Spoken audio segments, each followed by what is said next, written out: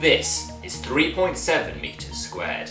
The average living space per person for a house in the US is 26 times greater than this. But if you lived in these few blocks of Hong Kong during the early 90s, known as the Kowloon walled city, this is the average living space that you would have to yourself. So what was life like in the densest populated place on Earth?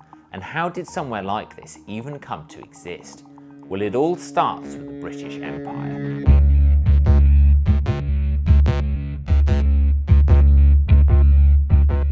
In the first half of the 19th century, the British Empire was in full swing and was developing an unhealthy infatuation with tea, which we still have, by the way. So we were busy trading this tea with China, but in return the rulers of the Qing dynasty would only accept silver bullion. We in fact spent so much on silver bullion that the British treasury actually started to run out. So what do? Buy less tea? Learn to grow our own? No. We started smuggling opium into China. And what did we get in return for this opium? Oh yeah, silver bullion. It wasn't too long before the Chinese caught on to this, and well, in 1842 the First Opium War broke out. The Chinese lost this war, and as a result they ceded this small island to the British. Over the next 50 years the British Empire expanded their claim over this region. In 1860 they took over this area after the Second Opium War.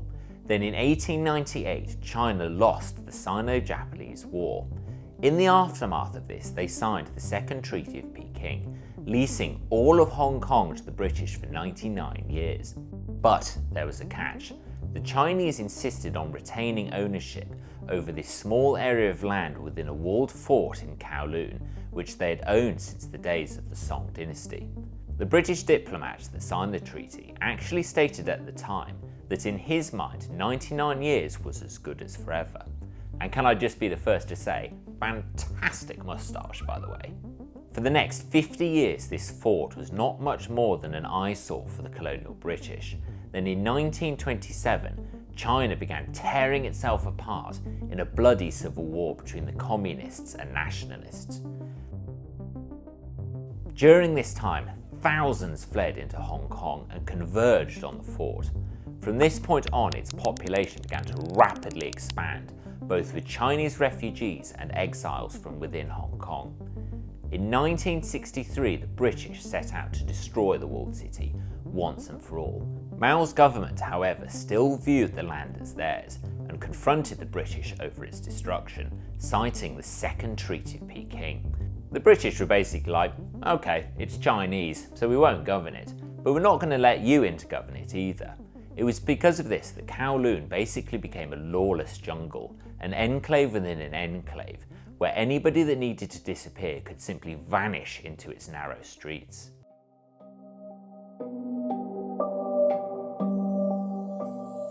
This was the beginning of the walled city as it existed up until the 90s.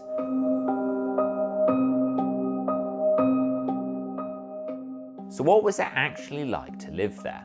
At its peak, its population hit a staggering 50,000 individuals, crammed into an area just 6.5 acres in size. Because neither the Chinese nor the British wanted to administer to it, life in the city was the literal definition of anarchy. The ground floor was occupied by dentists and doctor surgeries who operated with no form of license whatever, meaning that any form of medical treatment was taken at your own risk. There was no garbage collection, so waste was often carried up to the roofs and left there to rot. Any sewerage and water supply was rudimentary at best, so the residents would carry umbrellas to shield them from the water dripping down to the alleyways that were often less than a metre wide and already thick with the fumes of metal shops. The only thing that stopped the buildings growing upwards forever was the fact that they sat directly under the flight path to the Hong Kong airport. This meant that the streets were often drowned out with thundering noise pollution. The city was also a hotbed for crime, with drug dealing, gambling and prostitution being practiced with impunity. Ironically, the same street gangs that were running these rackets were also often the greatest source of organisation, forming the closest thing the city had to a government. Despite this, most who lived there were honest people, and did manage to eke out a happy existence within its walls. So how did this era finally come to an end? Well, as the British diplomat who first signed the treaty would be surprised to hear, 99 years is in fact not forever, and in the 90s the date for British handover was rapidly approaching.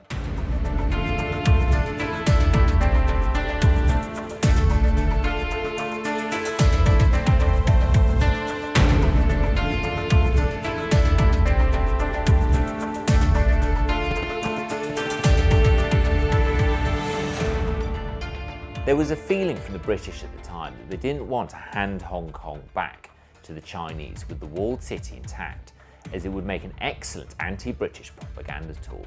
And in 1987 they began taking a census in preparation for the eviction of its residents. Demolition began in March of 1993. There were a number of skirmishes and residents who barricaded themselves in their property, but over a year later their efforts proved in vain, and in April of 1994, demolition was completed. If you visit the site of Kowloon Walled City today, there is very little evidence to indicate the masses of people that once lived here, just this pleasant park constructed in the traditional Chinese style. So while the city no longer exists, its images, the lessons that were learned, and the lives that were lived there live on.